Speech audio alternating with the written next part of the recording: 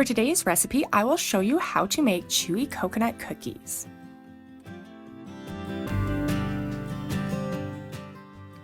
For this recipe, you will need 1/2 cup of softened butter, 1/3 of a cup of packed brown sugar, 1/2 cup of white sugar, 1/2 teaspoon of coconut extract, 1 large egg, 1/4 teaspoon of salt, 1/2 teaspoon of baking soda, 1 1/4 cups of all-purpose flour, and 1 1/4 cups of shredded coconut.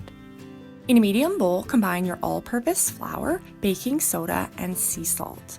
Whisk this until everything is well combined.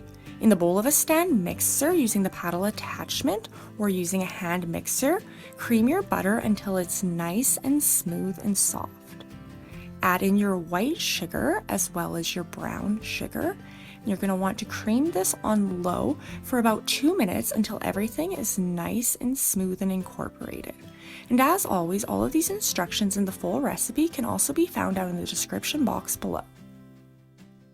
Next, we will add in our egg as well as our coconut extract. You're going to want to continue mixing this on low for about 2 minutes or until it's nice and pale in color. Now we can start adding in our dry ingredients, mixing well after each addition, but ensuring that you don't overmix so that we end up with a nice chewy coconut cookie. Once all of the dry ingredients have been incorporated, add your shredded coconut and continue to mix this on low until that is just incorporated. It'll only take 20 to 30 seconds or so. Now our cookie dough is ready and we don't need to chill this. It's ready to bake.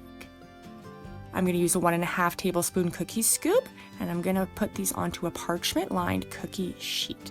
If you don't have one of these scoops, you can just drop them by the rounded tablespoon.